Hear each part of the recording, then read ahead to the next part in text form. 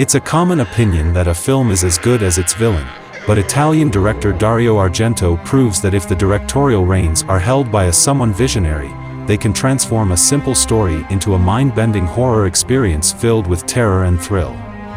Argento's older films such as Deep Red and Suspiria are considered classics of the horror thriller genre, and his resume is impressive solely because of his elegant set pieces, unforgettable use of color, etc.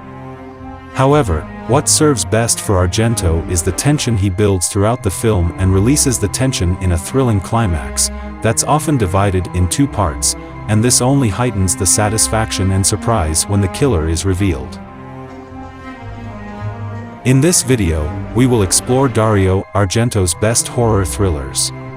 Before we begin, please consider subscribing to us. It's a small click from you, but it goes a long way for us. Let's begin, shall we?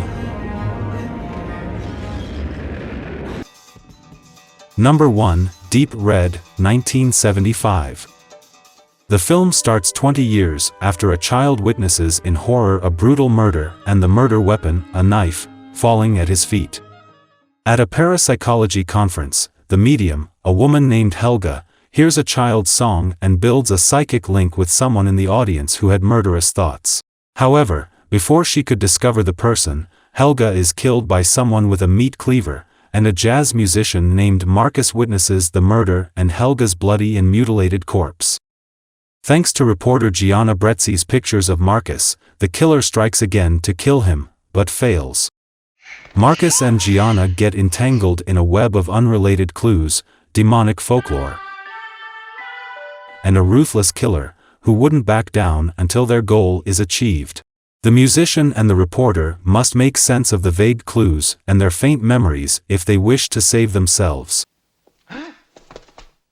Starring David Hemmings as Marcus Daly, and Argento's then-wife Daria Nicolodi as Gianna Brezzi, the film is a masterpiece of Italian horror about a weak man stuck in the Freudian honey trap of women, murder, and freshly spilled blood. Writer and director Dario Argento painted his film with a deep shade of the color of death, the color red. Probably the most interesting aspect about the film was that its murder sequences were exaggerated versions of common but painful accidents. I mean, few of us know how a gunshot feels, but we all have been hurt by scalding hot water. This forgotten film is a solid recommendation for anyone who loves a good thriller with paranormal twists. Number 2, Suspiria, 1977. Susie Banyan, an ambitious American teen, arrives at Tan's dance academy to perfect her ballet skills, but she's denied entry that night just as she watches another student named Pat Hingle flee the school in absolute terror. It wasn't before long that Pat and her friend were brutally murdered by an unseen assailant. The following day, Susie is allowed into the school, and she makes the acquaintance of Miss Tanner, Madame Blanc, and fellow students. But suspicious things start to happen in the strange dance school. For instance, after a strange encounter with Madame Blanc's nephew, Susie faints. Furthermore, the school pianist's German shepherd viciously rips the unfortunate man's throat, and maggots rain from the ceiling. After one of Susie's friends goes missing, the American girl investigates and learns that the school was founded by a Greek witch named Helena, and the staff gets their strength from her. The only way to avoid human sacrifice is to find and kill Helena.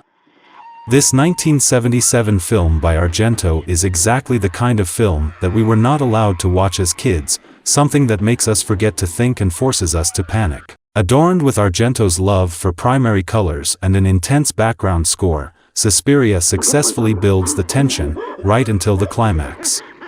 It needs a strong stomach to sit through the length of the film, and once you've done that, you will realize that the only thing more frightening than the last 10 minutes of the film are the first 80-odd minutes.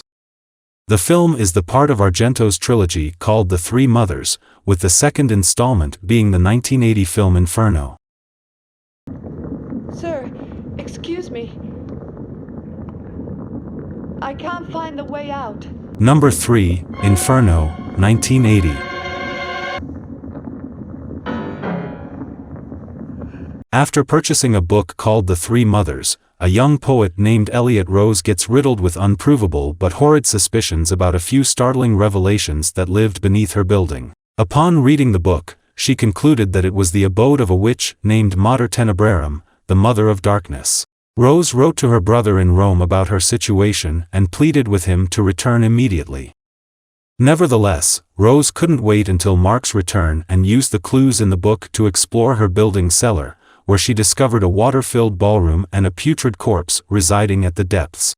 Rose gets convinced that her aristocratic home was nothing but the home of witches and fiends, and probably, it still is. Slowly, but steadily, the Elliot siblings delve deeper into the occult.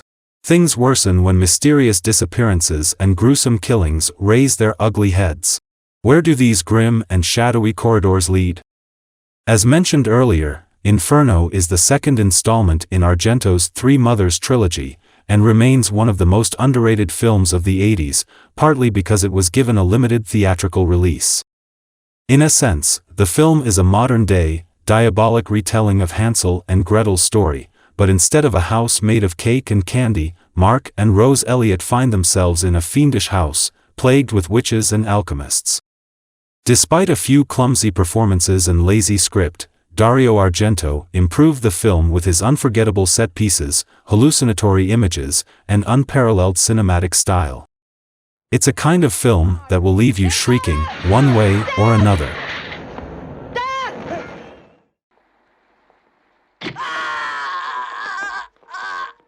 Number 4, Tenebrae, 1982.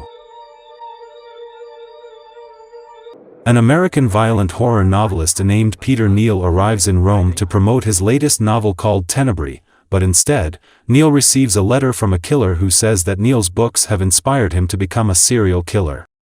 Neal is contacted by the Italian police as the murders continue to haunt the city. It starts to feel that everyone associated with Neal is being hacked to death one after another, but the killer is nowhere close to getting caught. Furthermore, the writer himself attracts more police attention and suspicion than he's comfortable with. Although there seems to be a suspect in sight, there could be more than one killer at play. Adding to it all, is a dark secret that Neal has kept hidden, even from himself. Rest assured that the killer's reveal is satisfying and surprising. Sadistically exciting and viciously beautiful, Dario Argento's Tenebrae is a film that embraces horror and terror in their truest form. And of course, Argento brings in his staple but artistic camera work, intricate death scenes, and intense moments. But the most special aspect about the film's theme has to be the stunning intersection of reality, personality, and art. It's something that only Argento could pull off, without confusing the audience. Number 5, Opera, 1987. An aspiring opera singer named Betty gets the role of Lady Macbeth when opera star Mara Sikova dies in a car accident. What happened to Mara? She got hit by a car, or so I heard. But Betty gets noticed and targeted by a typical Dario Argento character, a serial killer, whose first victim becomes the stagehand at Betty's opera. Later, at her boyfriend's house, the killer breaks into the room and overpowers Betty, only to tape needles beneath her eyes so that she would watch him murder her boyfriend. After this, the killer unties Betty and leaves. A series of murders come to place, and Betty is forced to watch yet another murder.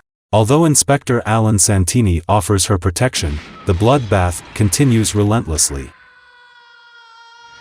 It soon becomes clear that the serial killer wanted Betty for himself and was killing anyone close to her, and his actions are the result of a dark and horrid past, the memories of which Betty has suppressed. As is the case with most of Dario Argento's films, the 1987 film Opera also has one hell of a climax, so much so that today's young directors can only think of producing the killer's reveal and his motives. The film is everything a horror fan could wish for, but then Argento added several of the giallo elements into the film, making it further thrilling and suspenseful. The bottom line is that Opera is one of the few movies that are as good in parts as they are a whole. That was all in this video, but you can check out our other content to get awesome movie suggestions and take a walk down memory lane. Have a good one.